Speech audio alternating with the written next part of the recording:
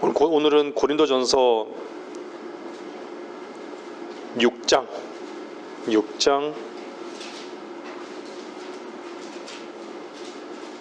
17절, 19절, 20절 말씀입니다. 그러나 주와 합하는 자는 한 영이니라. 19절요. 또한 너희 몸은 너희가 하나님으로부터 받은 바 너희 안에 계신 성령의 전인 것을 알지 못하느냐. 너희는 너희 자신의 것이 아니니라. 너희는 값을 치르고 산 것이니 그러므로 하나님의 것인 너희 몸과 너희 영으로 하나님께 영광을 돌리라.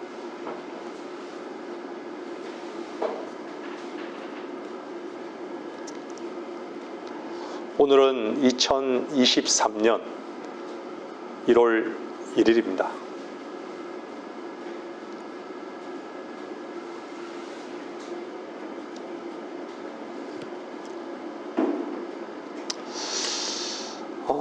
시간과 날짜가 인간에게 주어진 것을 보면요, 인간은 유한한 존재라는 것을 생각하게 됩니다. 하지만 구원받고 거듭난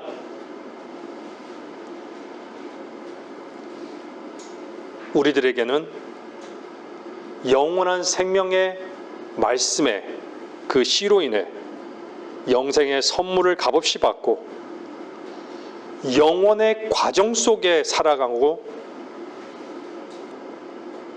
있는 것이죠.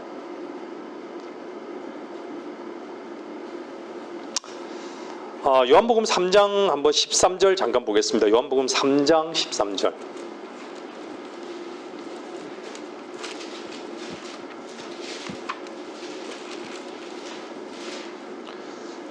요한복음 3장 13절입니다.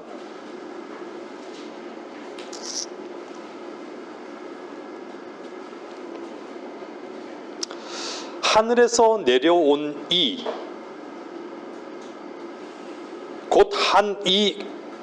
내려온 이 곧 하늘에 있는 인자 외에는 아무도 하늘에 올라간 자가 없느니라. 여러분은 이 구절을 읽으실 때 어떻게 읽으셨습니까? 여러분들 하나님 말씀을 참 주의 깊게 봐야 되는 필요성을 이 구절이 보여주고 있어요. 이 구절에서 인자 외에는 아무도 하늘에 올라간 자가 없느니라, 이 말씀의 시제가요, 현재의 상태를 나타내고 있어요. 현재 완료된 상태를 나타내고 있어요. 아무도 올라간 자가 없다라고 얘기해요. 하늘에서 내려온 이 여기에 말씀의 시제는요, 과거입니다. 그런가 하면 또 마지막에 또 하늘에 있는 인자 외에는 할 때 하늘에 있는 이 시제는요, 현재를 얘기하고 있어요. 좀 어렵습니까? 하늘에서 내려와 지금 이 땅에 머물고 있는 사람이 어떻게 또 지금 하늘에 있을 수 있을까요?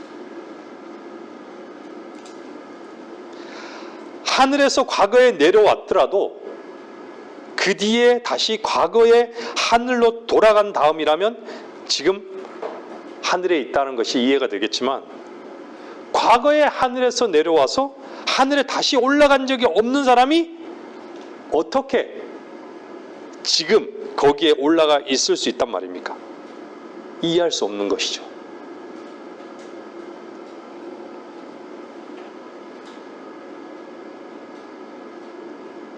성령으로 거듭나지 않은 사람은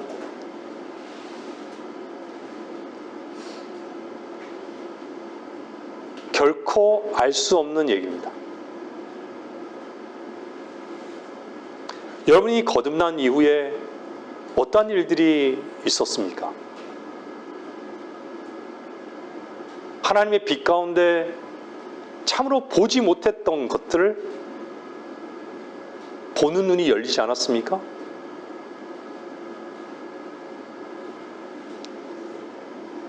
내가 본다라는 그 위치에, 구원받기 전에는, 거듭나기 전에는 내가 본다라는 위치에 있었지만 내가 보지 못하는 존재임을 알게 된 것이죠. 내가 소경이었구나. 아무것도 볼 수 없는 소경이었구나. 근데 지금의 위치는 어떻습니까? 여러분, 본다라고 하는 위치에 있지 않습니까?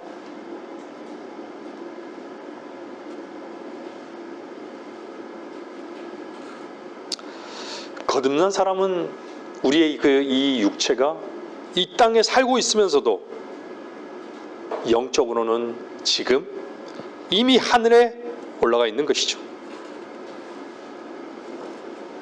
그리스도께서 이 땅에 오셔서 이 땅에 계시면서 동시에 또 하늘에 계시다는 것을 누가 알 수 있을까요?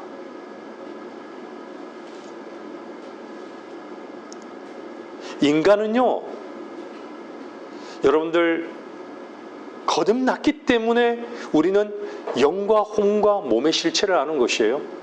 너무 선명하게 아는 것이죠. 영과 혼과 몸의 그 실체를요, 누가 알겠습니까?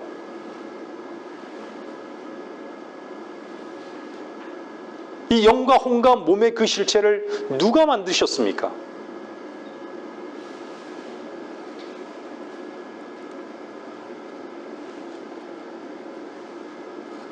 자연인은 알 수 없죠.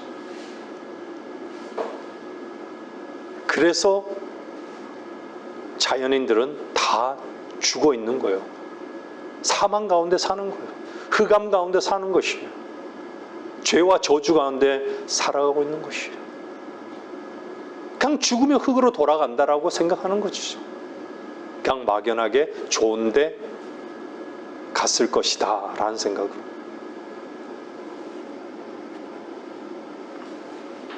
제가 거듭 말씀드리지만 여러분, 거듭나셨습니까? 거듭나면 반드시 전제가 먼저 죽어야 하고 다시 태어날 때는 하나님의 나라 안에서 태어나야 합니다. 주 예수 그리스도를 믿고 그분을 당신의 구주로 영접하였다면 당신은 하나님의 나라에 있는 사람이고 그 나라를 볼 수도 있는 사람이 된 것입니다. 그래서 거듭난 그리스도에는 간증이 반드시 있기 마련입니다. 의와 구속과 자유와 쉼을 얻었다면 거듭난 사실을 누군가에 의해서가 아니라 성령이 주시는 확신으로 인해서 그 거듭난 사실을 찬양하며 간증하며 하나님께 영광을 돌리는 것입니다.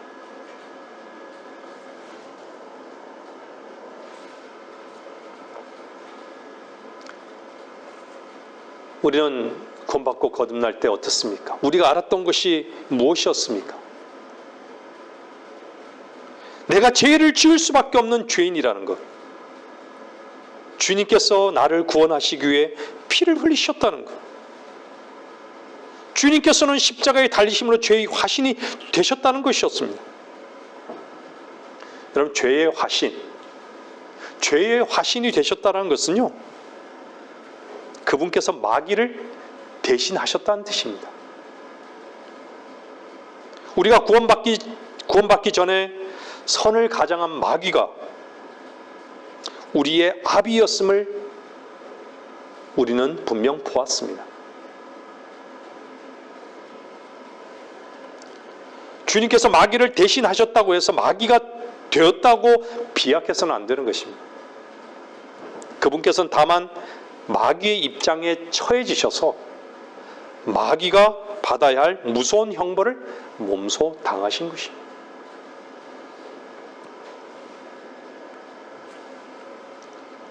죄에 대한 그 고민의 해결은 그리스도께서 갈보리 십자가에서 완전하고 완벽하게 해결한 것입니다.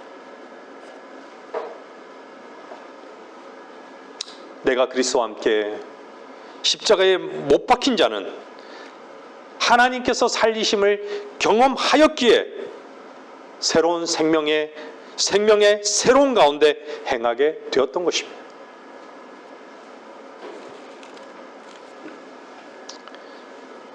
그리스도께서 내 안에 사심을 알고 내 것이 아니라 주님의 것임을 기뻐하며 그분과 함께 사는 삶, 이것이 그리스도인의 삶의 시작이었던 것이죠. 그렇죠?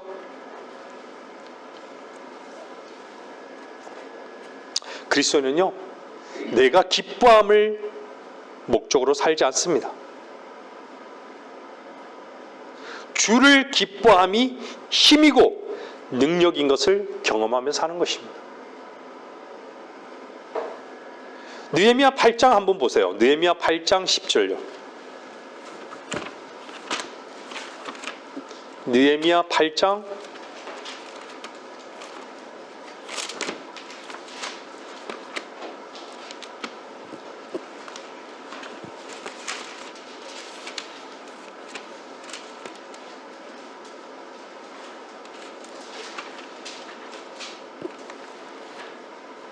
10절입니다. 끝단을 보십시오.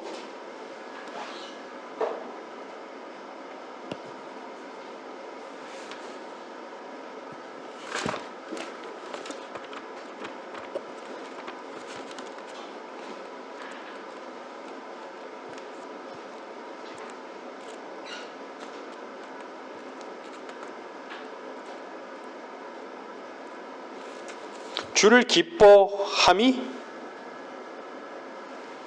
힘이며 능력인 것이죠. 주를 기뻐한다라고 해서 주를 기뻐함이.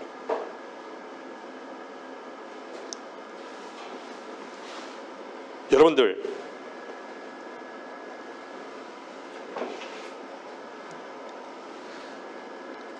주를 기뻐하며 능력을 삼고 사는 그리스도인을 보기가 참으로 어려운 것이죠.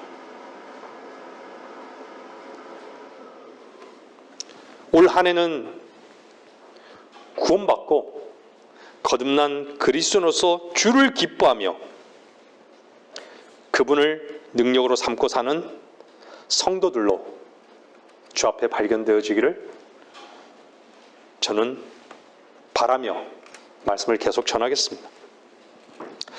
요한복음 7장에서는요, 주님은 목마른 자는 내게로 오라고 초청하고 있습니다. 예외가 없습니다. 전제 조건만 있을 뿐이죠. 목마른 자.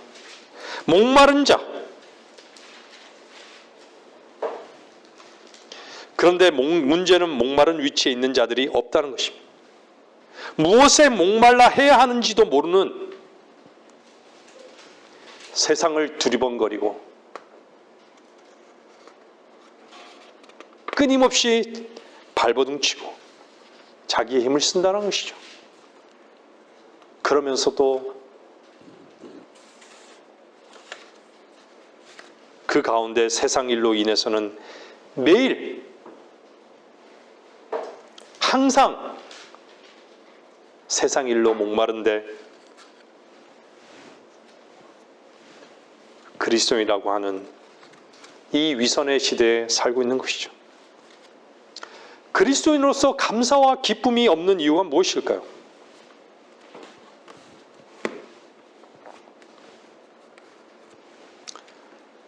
그 이유는요, 그분께 가지 않기 때문입니다. 좀 더 구체적으로 말씀드리면요, 영에 관심이 없기 때문입니다. 항상 자기 위치에만 있기 때문입니다.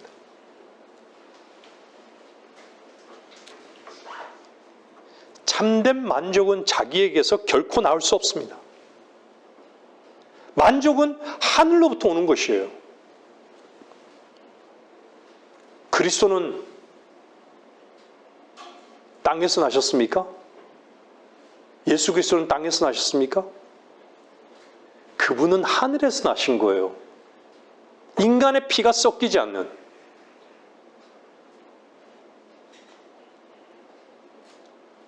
그것이 성경은 뭐라 그러죠? 경건의 신비라고 얘기했어요. 경건의 신비. 하나님께서는 육신으로 나타나셨고, 이해할 수 없는 일이죠. 이해할 수 없는 일이 실제가 된 사람들이 누구죠? 거듭난 그리스도인인 것이에요.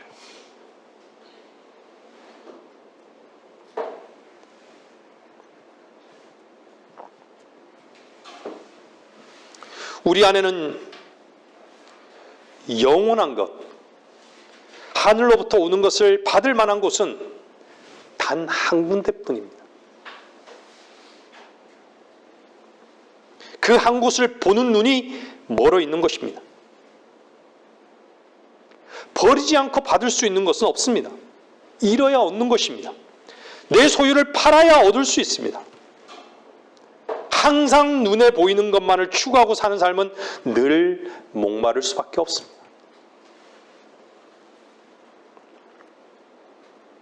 땅에서 시작되지 않았는데 땅에 속한 것에 머물러 있다면 문제라면 가장 큰 문제인 것이죠.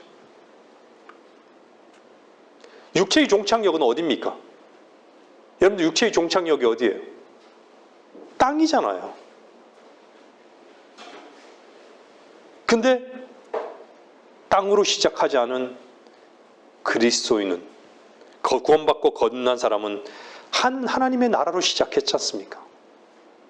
하나님 나라로 시작한 사람은 하나님 나라를 누리다가 하나님 나라로 들어가는 것입니다.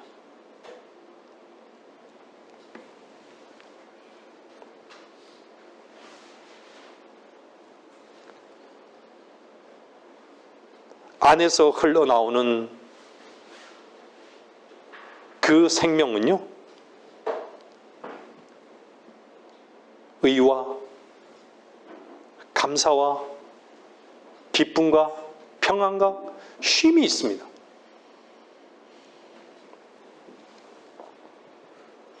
땅의 것으로 하늘의 것을 채울 수는 없습니다. 결코 채울 수는 없습니다. 이 말씀을 드리는 것은요,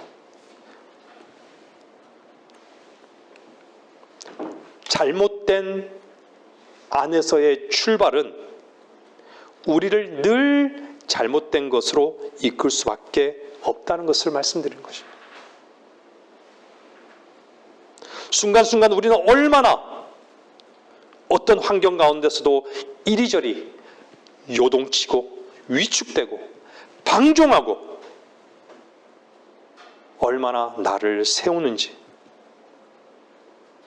성령과 하나됨을 추구하지 않는다면, 다시 말하면 성령으로 자기의 영을 보존하지 않는다면 영이 실패할 때에 외적인 모든 것도 실패한다는 것입니다.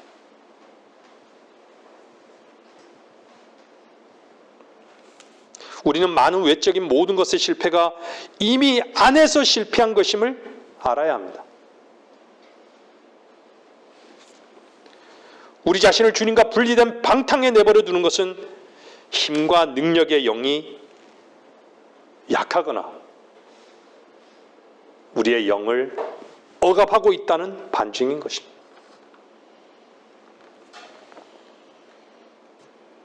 하나님께서 관심을 갖고 주의하는 것은 다름 아닌 영인 것입니다. 영은 어떤 것이에요? 새 생명의 거처인 것이에요. 성령께서 일하는 곳입니다. 하나님과 교통하는 곳이에요. 하나님의 뜻을 이해하는 곳입니다. 또한 이곳은 성령의 계시를 얻는 곳입니다. 우리가 훈련받는 곳이에요. 그리고 이곳은 잘하는 곳입니다.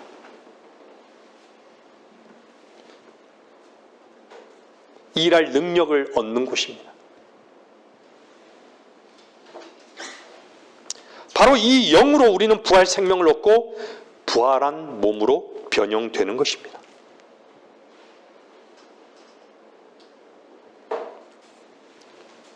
제가 오늘 말씀드리려고 하는 것은요, 그래서 가장 중요한 것이 무엇이냐면 우리의 영이 정상적인 상태를 갖고 있느냐는 거예요. 정상적인 상태를 유지하고 있는가라는 것입니다. 여러분들 오늘 말씀을 엄중하게 들으셔야 하는 것이에요.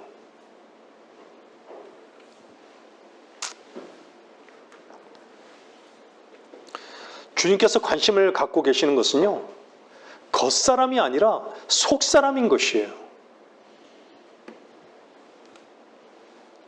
물론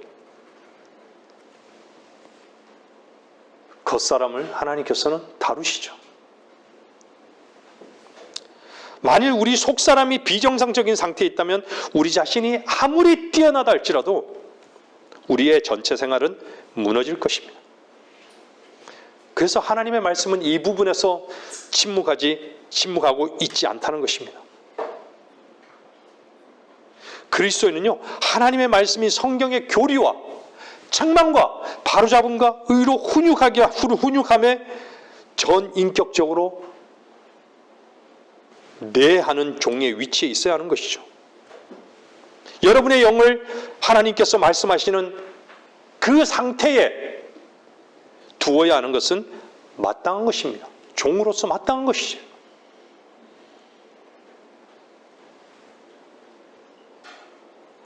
구원받고 새롭게 된 여러분의 의지가 어떻게 그분의 말씀으로 옮겨놓고 어떻게 다스리는지를 우리는 경험하며 살고 있는 거 아닙니까? 오직 그분의 말씀 앞에 의지로서 자기의 영을 합당한 상태에 둘 수 있는 것이죠. 여러분 시편 34편 한번 보십시오. 시편 34편. 시편 34편 18절입니다.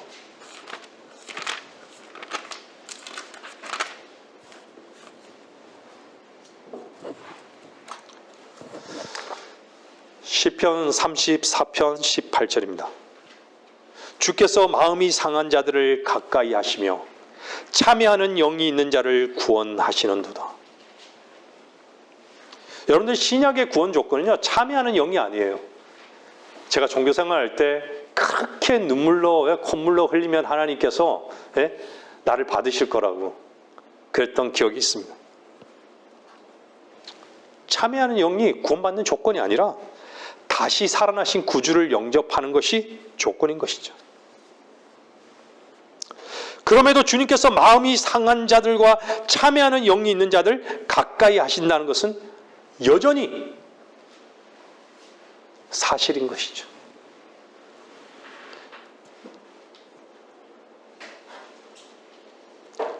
그러므로 겸손은 필수적인 것입니다. 여러분, 겸손이 무엇일까요? 겸손은요, 부서지고 상한 것을 말해요. 상한 영을 가진 사람만이 쉽게 하나님께 돌이키는 것입니다.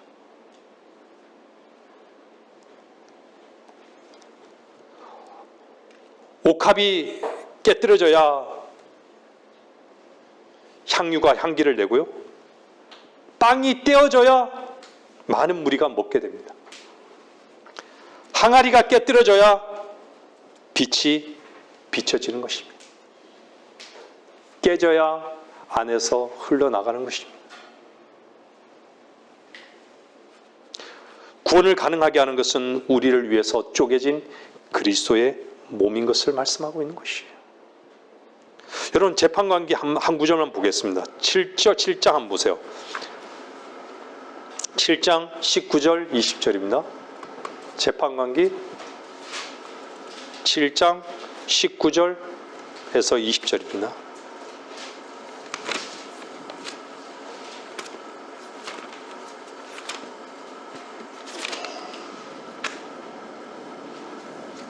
7장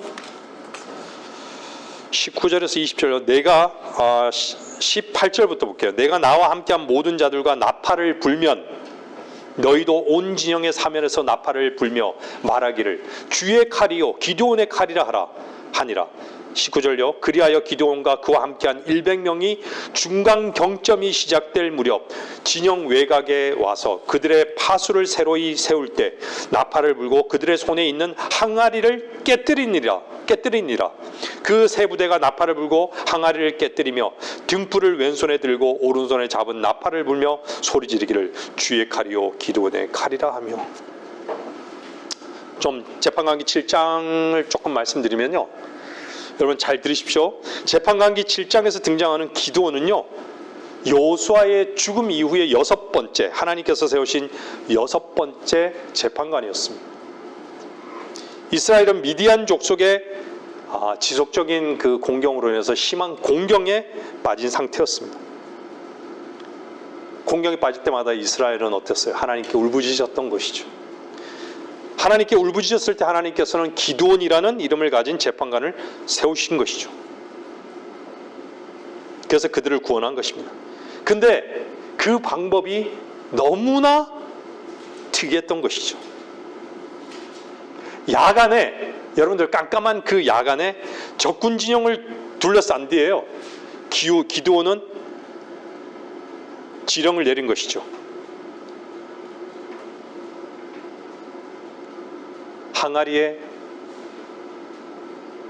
항아리를 손에 든 채로 기드온과 300명의 용사는요, 결론적으로 얘기하면 승리를 거둔 거예요.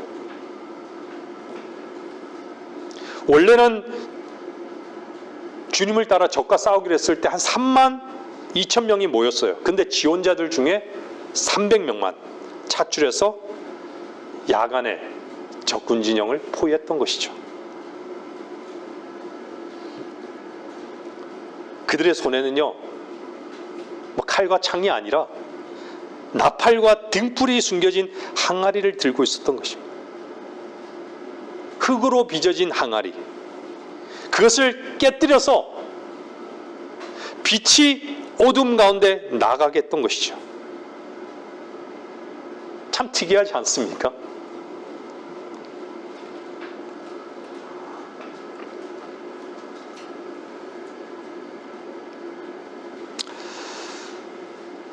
항아리 안에 등불, 항아리 안에 등불은요, 생명의 말씀을 채워주시는 분의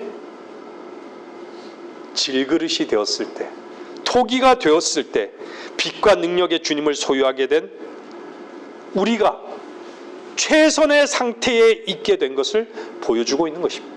하나님 보시기에 최선의 상태라는 것이에요.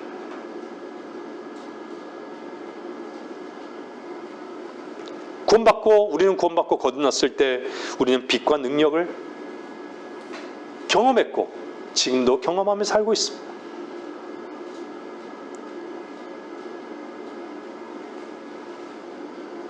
그런데 빛과 능력을 원치 않게 되어버린 것이죠. 능력은 거의 빛나지 못하게 되어버린 상태가 되어버리고 대부분의 시간 동안 어둠으로 덮여 있었던 것이죠. 성도 여러분, 항아리가 깨지기 전에는요, 어떤 빛이나 승리는 없습니다. 항아리가 깨진 후 빛이 나아갔고 적군은 놀라서 도망갔던 것이죠. 우리는 얼마나 삶 속에서 자주 깨어진 삶의 슬픈 현실을 비통해하며 또 한탄하고 있는지, 오직 깨어진 것만이 주님을 위해서 사용될 수 있다는 것, 우리가 깨어진 뒤에야 하나님을 위해서 가장 좋은 상태가 된다는 것을 여러분 잊어버리면 안 되는 것이죠. 그리스도인의 삶에는 두 가지 가능성이 있습니다. 하나는 빛 가운데 사는 것이고요, 하나는 빛 안에서 걷는 것입니다. 반드시 빛이 있어야 되는 것이죠. 그것은 뭘 말할까요? 하나는 생명이고 하나는 풍성한 삶을 말하고 있는 것이에요. 요한복음 4장에서 우리 안에서 4장에서는요. 우리 안에서 솟아나는 생명수를 마셔야 하는 것이에요. 먼저 생명수를 마셔야 되는 것이죠. 요한복음 7장에서는 뭘 말씀하고 있습니까? 배에서 생수의 강이 흐르는 것을 우리는 실제 누려야 하는 것입니다.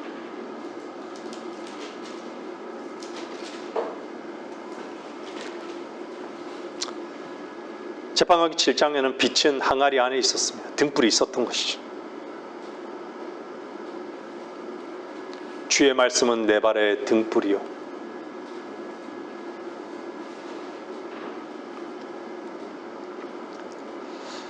그리스도 안에서 승리하고 능력 있는 삶을 살기를 원하십니까? 정말 원하십니까? 우리는요, 그리스도 안에서의 이해할 수 있어야 됩니다. 항상.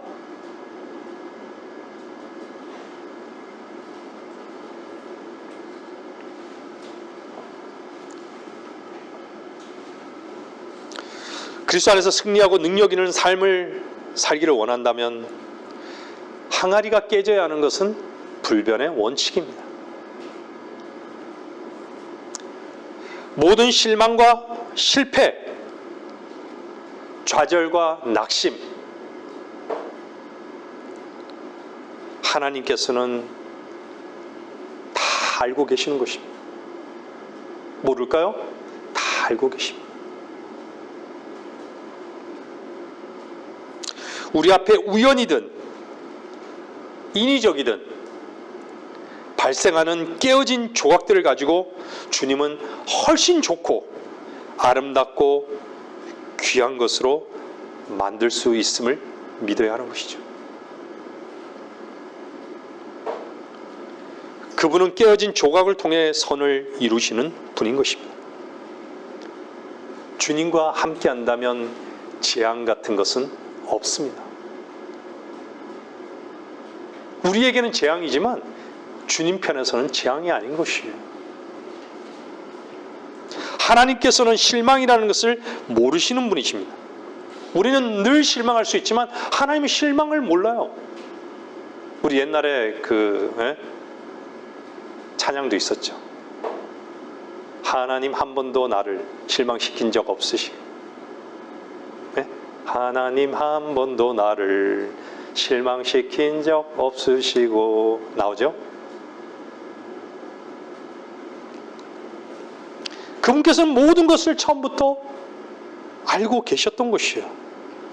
그분께서는 그분의 자녀들의 삶에서 발생하는 모든 깨어진 조각들을 가지고 그분의 계획과 의지에 맞춰지도록 계획하시고 이루시는 분이신 것이죠. 여러분 믿으십니까?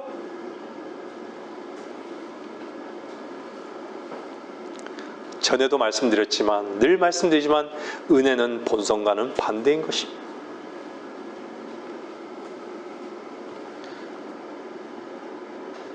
율법을 어기는 것, 즉 양심대로 살 수 없는 것은 죽음을 의미하는 것입니다. 율법, 즉 양심은요, 은혜의 필요를 나타내기 위해 하나님께서 우리에게 주신 것입니다. 율법의 행위로는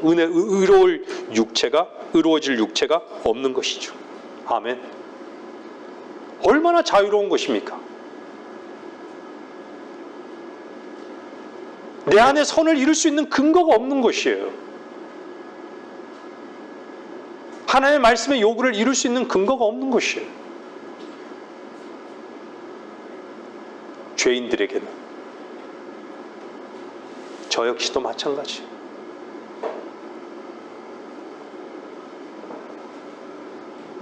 죽음과 심판, 저주를 요구하는 그 깨어진 그 율법 위에 뭐가 뿌려진 것이죠? 지성소 위에, 지성소의 그 자비석 위에 피가 뿌려진 것이죠.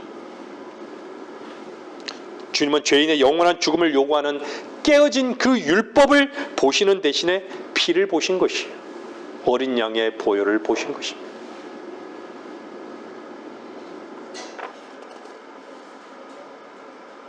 하나님의 진노로부터 피할 수 있는 곳은 단 한 군데밖에 없습니다. 한 곳밖에 없는 것이죠.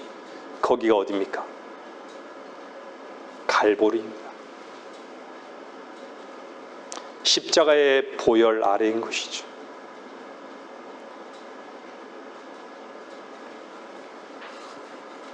주님께서는 우리의 범죄한 것들로 인하여 드려지셨습니다. 아멘.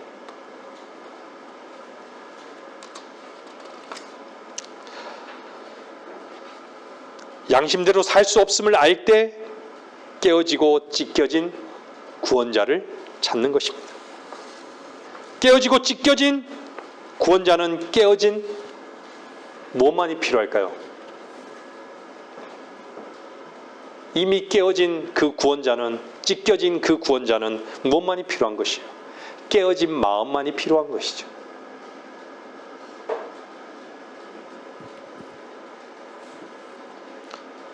주님께서 깨어지시기 전에는요, 구세주가 되실 수 없으셨습니다. 그분의 몸이 찢겨지지 않고 어떻게 구세주가 될 수 있습니까?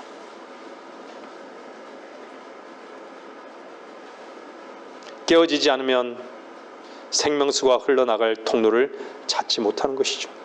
시편 34편 18절로 돌아오면요, 주께서 마음이 상한 자들을 가까이 하시며 참회하는 영이 있는 자를 구원하시는도다. 많은 사람들이 회개하고 주님을 믿을 때나 넘어져서 죄를 범할 때만 참회하는 영이 필요하다라고 생각하죠.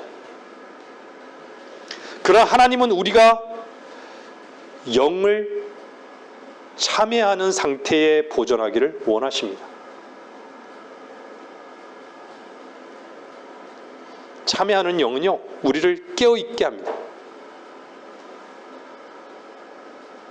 이것이 있을 때만, 성령님과 충돌이 있을 때 즉시 굴복할 수 있는 것입니다.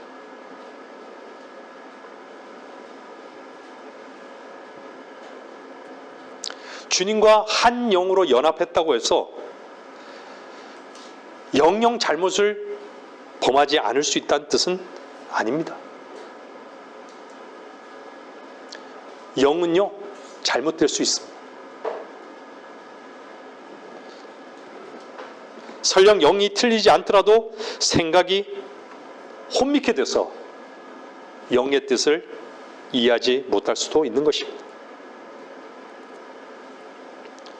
참회하는 영은요, 믿지 않는 사람이든 믿는 사람이든 우리를 향해서 우리 힘을 쓴다고 말할 때 감추지 않고 그 사실을 인정하게 합니다. 무슨 말인지 아시죠? 우리 자신이 감출 게 없잖아요.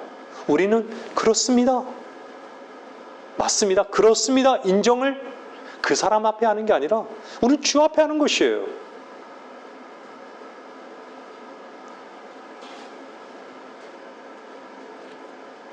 종에게, 참회하는 영을 가진 종에게 필요한 것은요,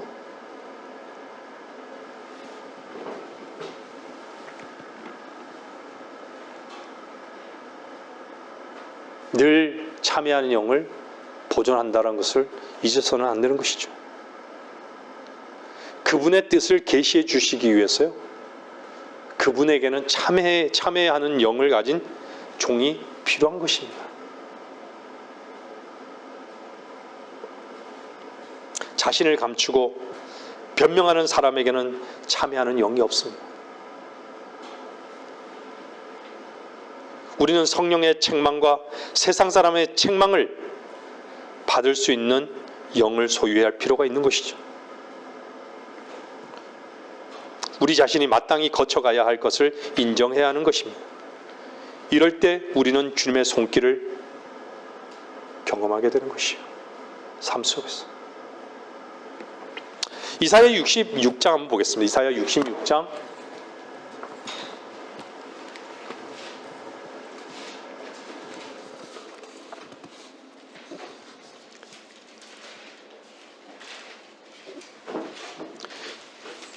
이사야 66장 1절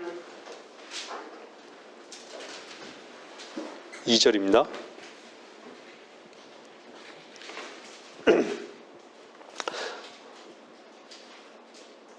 주가 이같이 말하노라. 하늘은 나의 보좌요 땅은 나의 발판이라. 너희가 나에게 지어준 집이 어디 있으며 나의 안식할 곳이 어디 있느냐. 그 모든 것들을 나의 손으로 지었으며 그 모든 것들을 내가 이루었느니라. 주가 말하노라. 그러나 이러한 사람은 내가 보살피리니 곧 영이 가난하고 통회하고 내 말에 떠는 자라.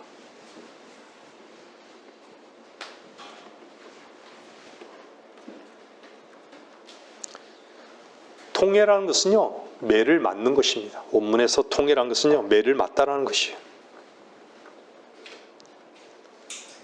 하나님께서 기뻐하시는 그 영은요, 마치 책망받고 매를 맞듯이 항상 주의하고 하나님과 그분의 말씀을 경외하는 영입니다.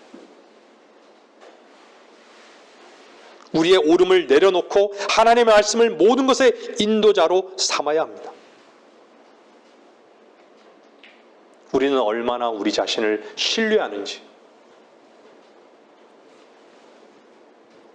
우리 자신을 신뢰하지 않고 자기의 영이 매를 맞아서 고개를 들지 못하고 하나님의 말씀을 주로 삼아야 한다는 것입니다.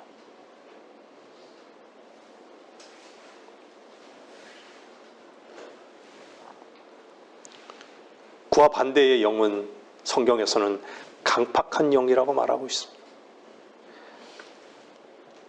하나님의 뜻을 하나님께서 나타내실 때 가장 장애가 되는 것이 강팍한 영이에요.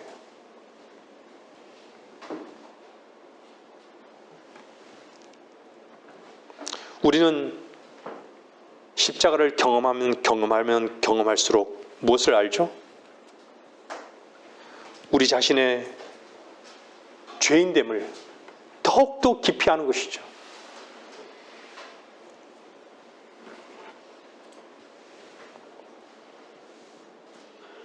그리고 나의 생각과 나의 감정과 나의 욕망이 얼마나 헛된 것이고 믿을만 하지 못한 것인지를 아는 것이죠. 항상 거기에 속는 것이죠.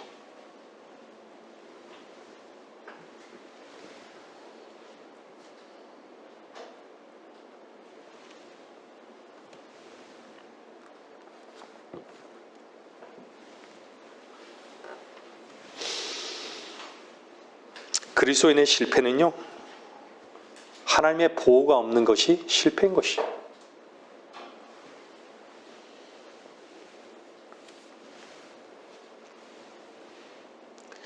그리스도인은 자기 자신을 신뢰하지 않습니다.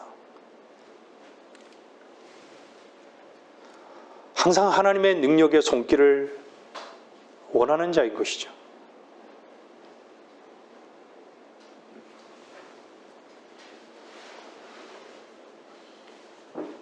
하나님을 떠나서 독립적으로 살아가는 것은 헛된 것인 것을 그냥 본능적으로 아는 것이죠.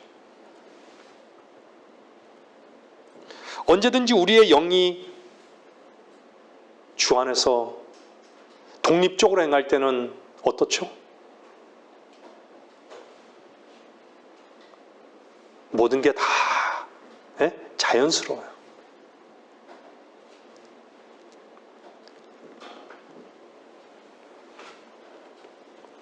우리의 영이 주의 말씀 앞에 떨지 않을 때요, 우리의 영은 독립하는 경향이 생기게 됩니다.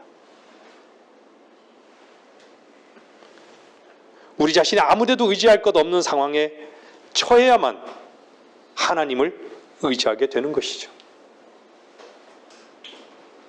참 우리는 어떻죠? 강팍한 영을 지니고 있는 것이죠.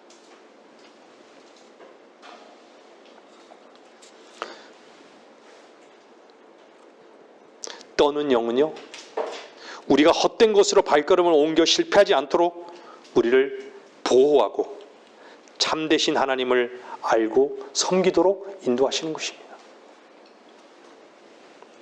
잠언 29장 23절 말씀 보십시오. 잠언 29장 23절.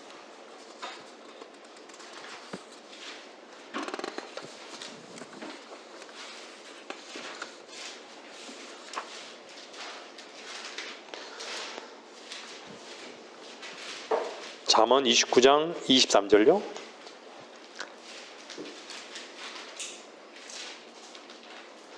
사람의 교만은 그를 낮아지게 할 것이나 명예는 영 안에서 겸손한 자를 세워주느니라.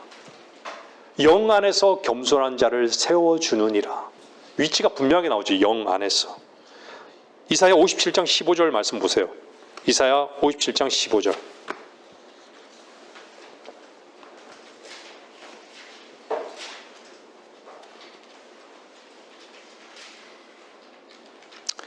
이사야 57장 15절.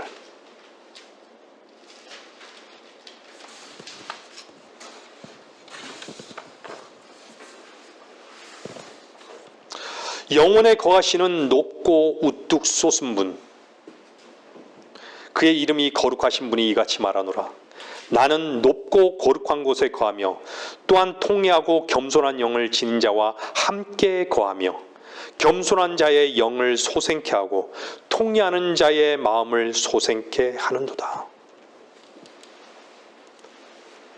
여러분, 겸손은요, 자신을 멸시하는 것이 아니라 자기 자신을 전혀 바라보지 않는 것입니다.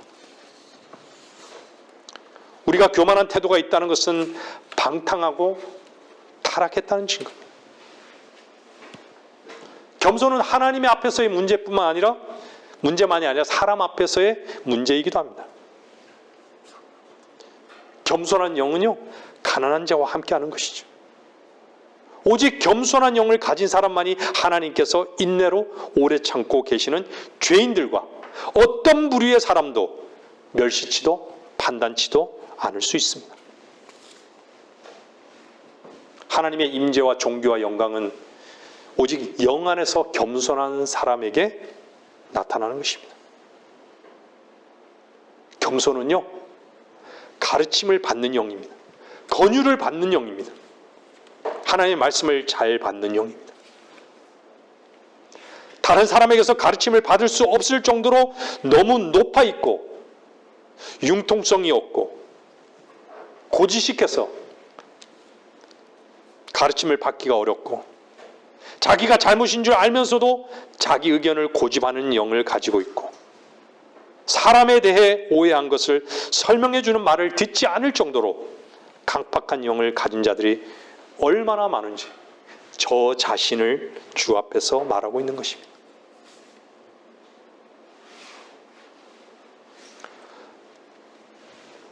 교만한 영이 어찌 성령의 음성을 듣고 성령과 동역할 수 있겠습니까?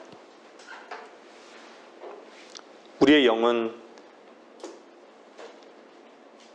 주와 합한 영은 항상 부드럽고 섬세하고 융통성이 있어야 합니다. 겸손한 자만이 주님과 동행할 수 있습니다. 영 안에서. 겉으로 겸손한 척을 얘기하고 있는 것이 아니에요. 두려워하는 것은 겸손이 아닙니다. 겸손은요, 절대적으로 자기 자신의 장점과 약점을 잊어버리는 것입니다. 다른 사람의 약점과 장점을 판단하지 않는 것입니다.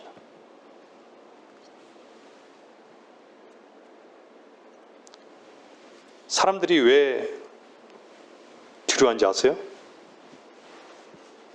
자기의 약점이 드러나기 때문에.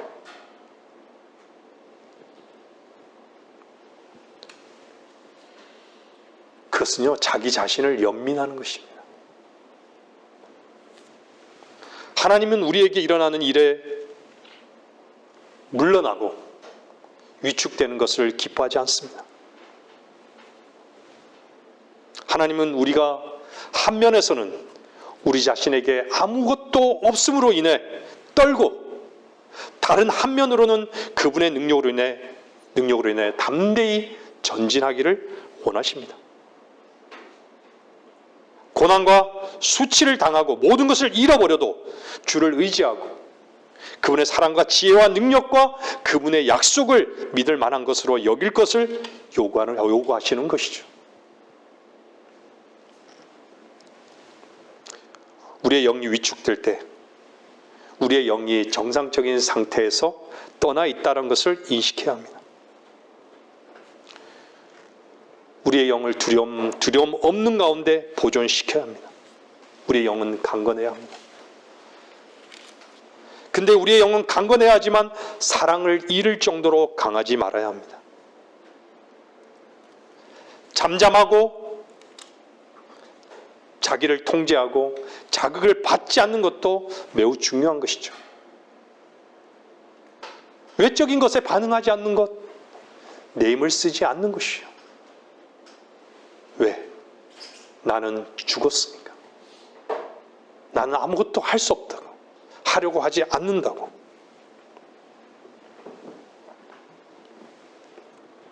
원수를 대적하려면 강건해야 하고 사람을 대할 때 사랑이 있어야 하고 자기 자신에 대하여 취해 있어서는 안 되는 것입니다.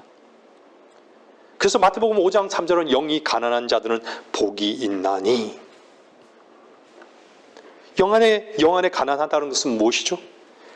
자신을 아무것도 없는 존재로 여기는 것입니다. 그리스도인에게 위험은요, 영 안에 너무 많은 것들을 담는 데 있습니다. 그래서 성경은요, 주와 합한 영을 말씀하시지만 인간의 영 속에 수많은 영을 얘기하잖아요. 강팍한 영, 교만한 영,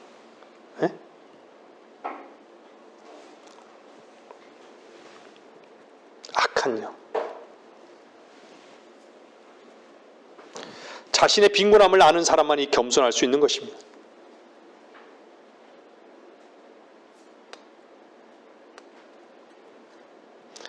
아무것도 없는 그 영만이 주님 안에서 자기 자신을 잃어버리도록 하는 것입니다. 의에 굶주린 자만이 의로우신 하나님을 얻는 것입니다. 세리와 창녀의 위치에 있는, 마땅히 죽어야 하는 그 위치에 있는 자만이 생명을 얻고 의가 되신 그리스도로 인해 자유하게 되는 것입니다. 자신이 부유한 사람은 항상 자신을 중심 삼도록 하는 것이죠. 자신에게서 나와서 하나님께로 돌아가지 않는 영은 늘 자기 속으로 향하게 되고 밖으로 나아가서 하나님과 분리된 위치에 있게 되는 것이죠. 찾지 마시기 바랍니다. 갈라디아서 6장 1절은요. 형제들아, 어떤 사람이 무슨 잘못을 범하였으면 영적인 너희는 온유의 영으로 그런 자를 바로잡고 내 자신을 돌아보아 너도 시험을 받지 아니하도록 하라. 영의 정상적인 상태 가운데 중요한 것을 말씀하고 있는 것이에요. 그게 덕목이 뭐죠? 온유라는 것이에요. 온유는 강팍함과 고집에 반대되는 말입니다.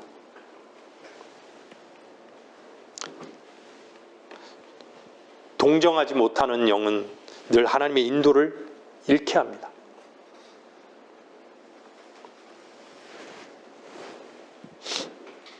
온유한 영은 자아의 뜻을 버리고 하나님께 순종하는 영입니다. 순종하는 영을 통해서만 그분의 뜻을 나타내는 것이죠. 온유한 영은요, 어린 양 같은 십자가의 영입니다. 온유의 영을 보여줄 수 있는 말씀, 베드로전서 2장 23절은 뭐라고 말씀하시고 계십니까? 베드로전서 2장 23절입니다.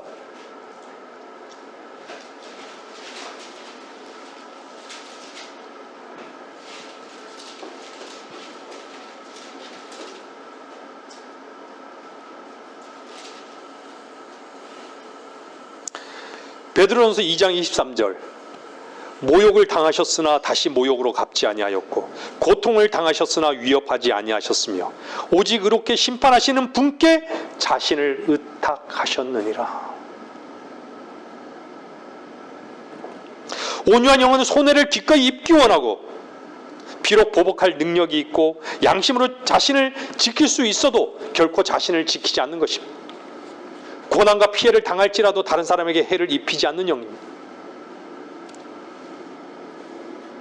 누구든 이러한 영을 가진 사람은 그 자신은 의를 행하지만 다른 사람에게는 공의를 요구하지는 않습니다.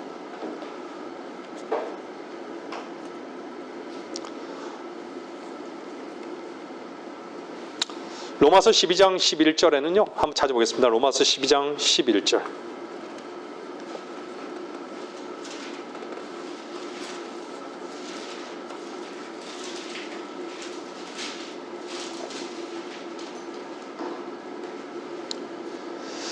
이래는 게으르지 말고 영 안에서 열심을 내며 주를 섬기라. 참 놀랍죠? 열심을 내며 주를 섬기라 앞에 뭐가 있어요? 항상 영 안에서.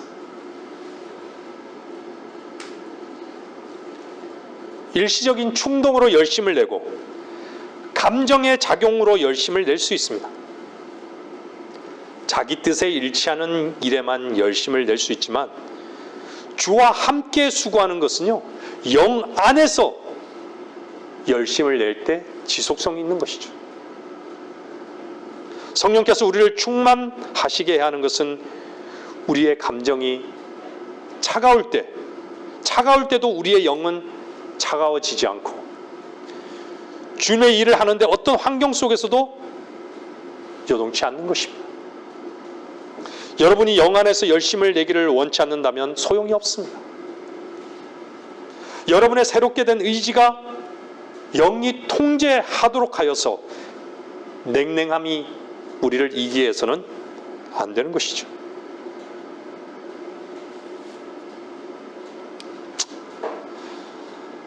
명철한 사람은요, 뛰어난 영을 가졌다고 성경은 말씀하고 있습니다. 지식이 있는 자는 말을 삼가하고 명철한 사람은 뛰어난 영을 가졌다고 말씀하고 있는 것이죠. 뛰어난 영을 가진 사람은 어떤 사람일까요? 혼적인 생명과 영적인 생명의 그 분리를 경험한 것입니다.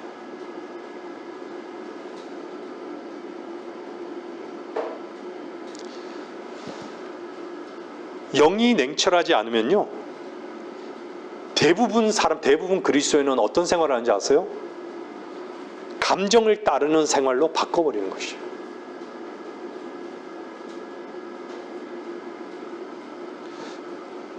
흥분된 감정, 늘어나는 욕망, 불란한 생각,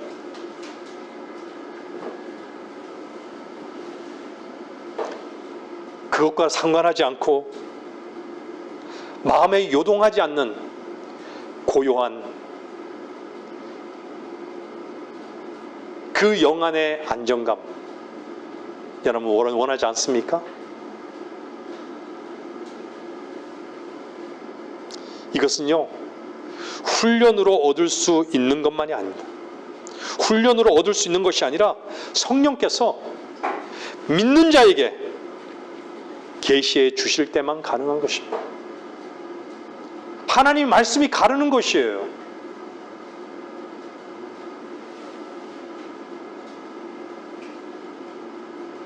하나님 앞에 순종과 굴복을 배우지 못한 사람은요, 하나님의 다루심을 거절하는 사람은요, 분리될 수가 없어요. 늘 몸의 요구, 늘 혼의 요구만 관심이 있는 것이죠.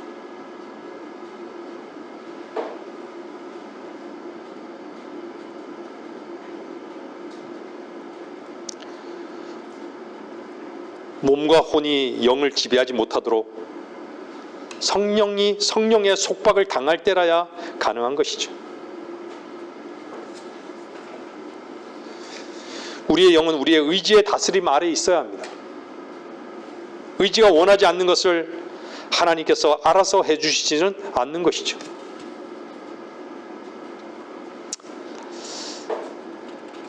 누가복음 1장 47절 말씀요. 내 영이 하나님 내 구주 안에서 기뻐하였도다.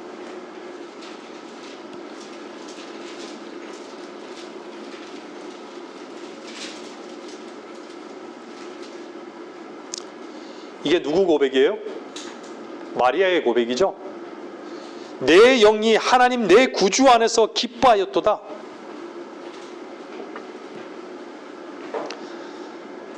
우리 자신에 대해서 우리의 영은요, 늘 상한 태도를 취해야 합니다.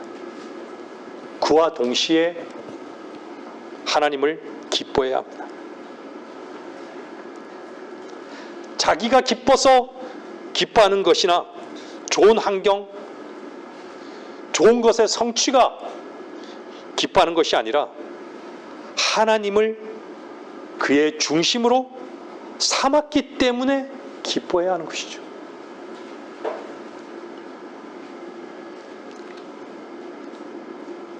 하나님 외에, 그리스도인이 하나님 외에 기뻐할 것이 무엇입니까?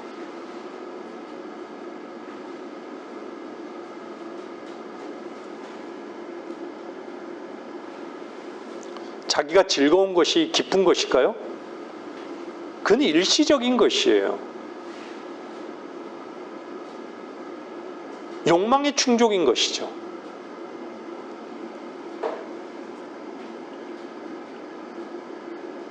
그리스도인은 하나님 외에 기쁘게 할 만한 것이 없는 것이죠. 여러분의 영이 염려와 근심과 걱정으로 억눌러져 있다면 여러분의 영은 즉각 정상적인 위치를 잃어버려 성령의 인도를 따르지 못하게 됩니다. 게다가 슬픔의 기간이 길어진다면 영적 생명이 받은 그 해악은 말로 다할 수 없을 것입니다. 하나님을 기쁨으로 삼는 여러분이 되십시오. 하나님께서 이루신 모든 것이 여러분의 구원이 된다는 것으로 기뻐하십시오. 그분이 모든 것을 이루신 것을 찬양하십시오. 찾지 마십시오. 베드로전서 3장 4절은 이렇게 말씀하시고 계십니다. 오직 마음에 숨겨진 사람을 썩지 아니하는 것, 마음에 숨겨진 사람, 곧 온유하고 고요한 영으로 단장할지니 그것은 하나님 보시기에 매우 값진 것이니라. 오늘날 말과 소리가 너무 난무한 시대에 살고 있습니다. 입으로 하지 않은 말이 소리내어 한 말보다 더욱 많은 시대에 살고 있다는 것이죠. 불란한 생각, 끝없는 상상, 끝없는 욕구, 우리의 영이 의지의 통제를 떠나서 방랑하게 되고 육체를 쫓아 행하도록 합니다. 우리가 많은 일로 혼란되어 있을 때도 고요히 안정될 수 있다면 영 안에서 성령께서 말씀하시는 음성을 들을 수 있습니다. 마지막 한 가지 더 말씀드리면요, 로마서 7장 6절입니다. 로마서 7장 6절 말씀 보겠습니다.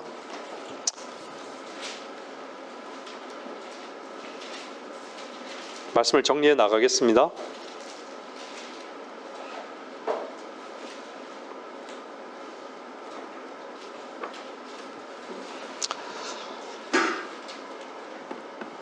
이제는 우리가 붙잡혔던 것에서 죽었으므로 율법에서부터 구제되었음이니 우리가 영의 새로움으로 섬길 것이요 법문의 낡은 것으로 섬기지 아니할 것이라.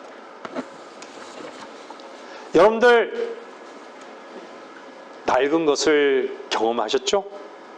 낡은 것은 능력이 없습니다. 그냥 낡은 사상을 뿜어낼 뿐인 것이죠. 살아있는 생명은 결코 낡은 영에서 흘러나오지 않습니다. 많은 교리들은 머릿속에만 영향을 미칠 뿐 영 안에 아무런 기초도 세울 수 없습니다. 그냥 자기를 지키고 세우는 기념물이 되어버린 것이죠. 영 안에서 시작되었으면 영 안에서 끝나야 정상인 것이지, 생각으로 방향을 바꿨다면 성령에서 육신으로 옮겨간 것입니다. 저는 주 안에서 항상 새로운 것을 얻는 그리스도인들을 보는 것은 참으로 신선함을 느낍니다. 이러한 그리스도인들과 함께 교제할 때 우리는 주님 앞에서 새로이 얻는 뭔가를 느낄 수 있고 그들에 의해 주님 앞으로 인도되기도 합니다. 참 신선한 것이죠. 이것이 아닌 모든 것은 낡은 것입니다. 여러분들, 그리스도로 사는 사람은요, 순간순간 새 힘을 얻는 것입니다. 항상 새로운 것을 얻는 그리스도인은 머릿속에 무미건조하고 부패되며 벌레 먹은 만나가 아니라 영의 숯불 위에 있는 생선과 빵인 것입니다. 빵과 생선을 주님은 언제 먹었죠? 부활하시고 난 다음.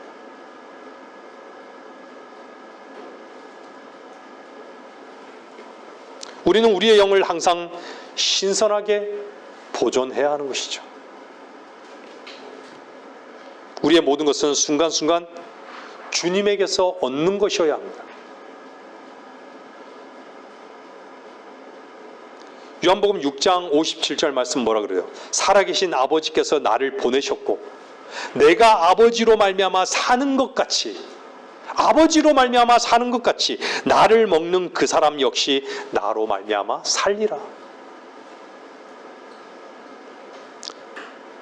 우리가 순간순간 아버지의 생명을 우리의 생명으로 취할 때에 비로소 우리의 영은 항상 신선할 수 있는 것입니다.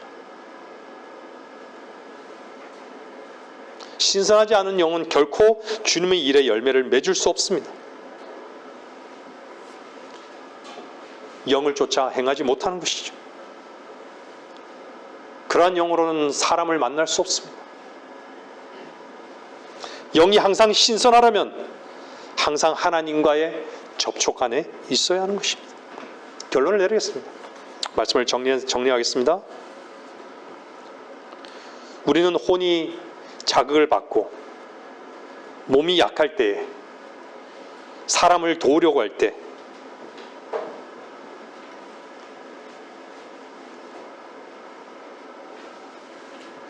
무거운 짐이 있는 것을 보고서도 많은 때 우리의 영은 그들을 위해 어떤 것도 할 수 없는 능력이 부족함을 경험하는 것이죠.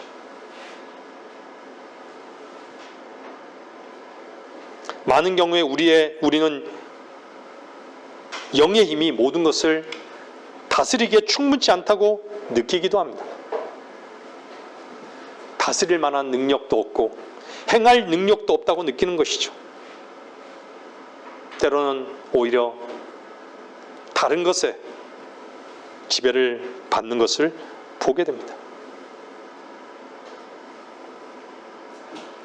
다시 말씀드리지만 우리는 결코 성령께서 모든 일을 대신해 주시기를 바라서는 안 되는 것입니다. 거듭난 우리의 영은요, 반드시 성령과 동역해야 하는 것입니다. 우리는 우리의 영을 사용하기를 배워야 합니다. 영을 사용해야 영은 점점 강건케 되는 것입니다. 그럴 때 영은 성령을 거스르는 모든 것을 대항할 능력을 얻게 되는 것이죠.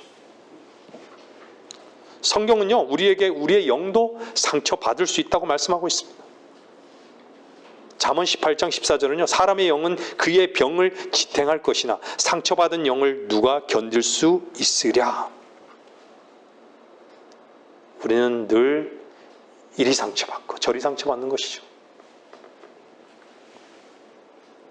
영이 강건하기를 원하십니까? 영이 강건하다면 혼의 충돌을 견디고 요동하지 않을 수 있습니다. 자기의 영을 강건한 상태에 두지 않았기 때문에